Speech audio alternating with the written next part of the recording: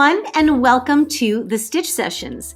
Today I'm going to be working on a stitch tutorial, and this stitch is called the Suzette Stitch, and I thought would be perfect, especially with the holidays coming up. Maybe you want to find a slightly different stitch to create some of your holiday projects. This is a very easy stitch. It is reversible. Now in this swatch, I've actually done a few colors. That way it gives you really the perspective of what this stitch really looks like in different colors. So I started off with the darker purple here, and then I switched over to the white and then the cream, and just to give you an idea of what it looks like. It's super pretty, has a little bit of a chunky texture.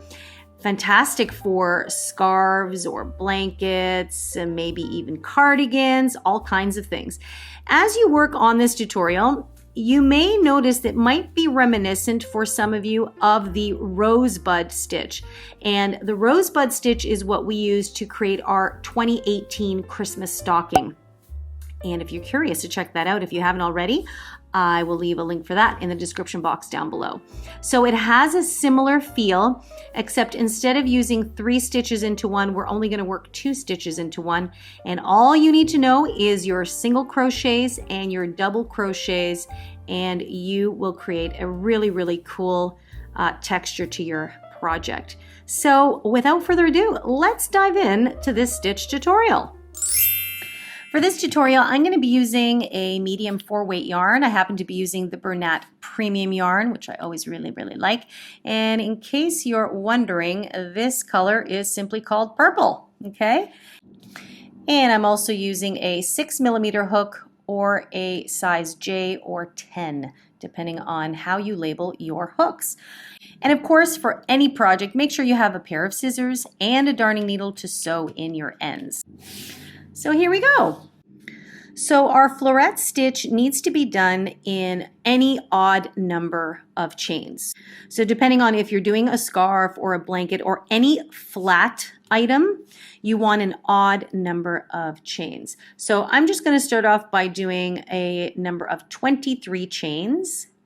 So I'm going to just place a slip knot on my hook, and I'm going to chain 23. Once you have your odd number of stitches, you're ready to begin. So we're going to start off by finding the second chain from the hook. So remember, we never count the loop that's on the hook.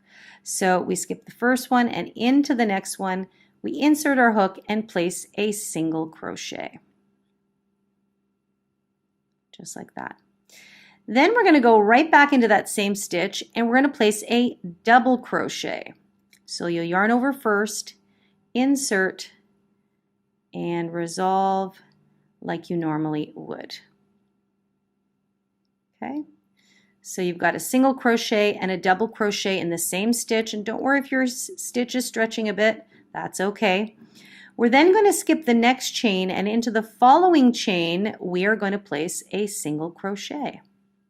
And we're going to do exactly what we did in the other stitch. So you're going to place a single crochet, then you're going to go back into that same stitch and place a double crochet. So we're placing 2 stitches into one. Okay, then we skip the next chain, and into the following chain we do the same thing. Single crochet, and then a double crochet. And that is pretty much it. And this is what you're going to do all the way to the end of your row. So skip a chain, into the next chain, single crochet, and then double crochet. So go ahead and finish row 1, and I'll meet back up with you to take you on to row 2. Okay, so once you've come to the end of your row, your work will look something like that. It doesn't look like much just yet. I know, actually I realized the purple yarn might be a little bit tricky to see, but it was so pretty I had to use it. You can see on the back it's already showing a little bit of texture. When you get to the end of your first row, you'll have 1 chain left, and all you're going to do is you're simply going to place a single crochet into that stitch. Okay, then you will chain 1 and turn. And that is how you're going to begin all subsequent rows from now on. So this is row 2, and this is the way you're going to repeat all rows from now on. It'll be a little easier to find where you need to go. So after you've chained 1, you're going to go right back into that first stitch, and you're going to single crochet into it. Just like that. And then again, you double crochet back into it. So you pull through 2 and you pull through 2. Then you're going to skip the next stitch, which is a double crochet, and into the single crochet of the previous row, you will do the pattern again. You will place a single crochet and then a double crochet back into that stitch. It will become a little easier to find those single crochet stitches now that we've moved beyond our chain.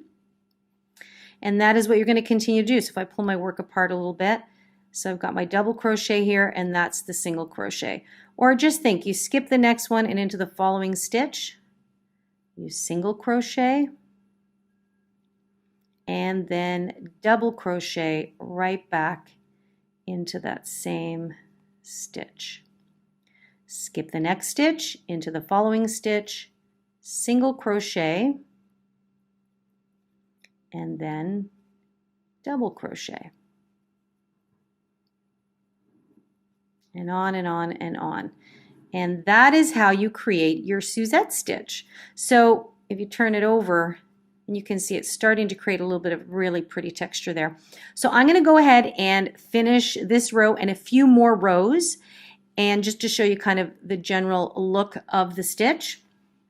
And then you're good to go. So remember, when you begin each new row, you always chain 1 and single crochet into the first stitch, and keep going all the way to the end in the same fashion. And when you get to the end, you'll always have 1 stitch left, and you're going to single crochet into the last stitch. Okay, so I'm going to go ahead and do a few more rows, and I will meet you back here shortly.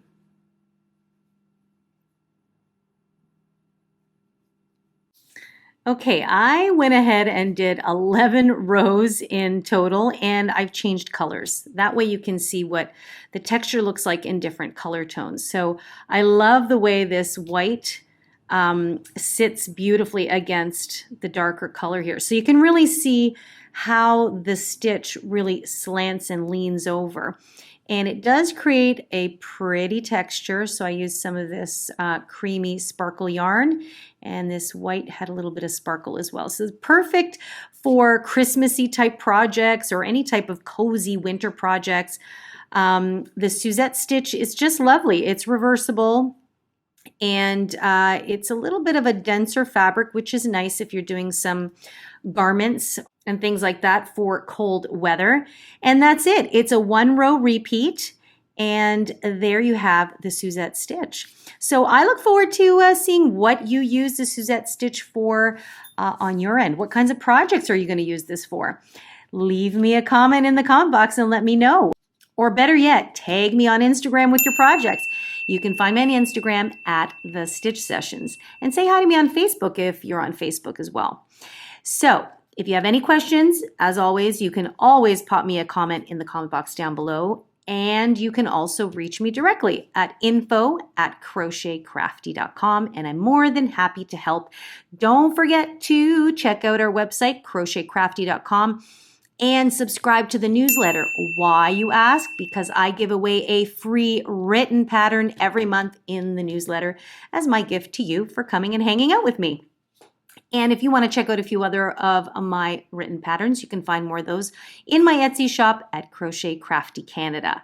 But all of that information is on the website.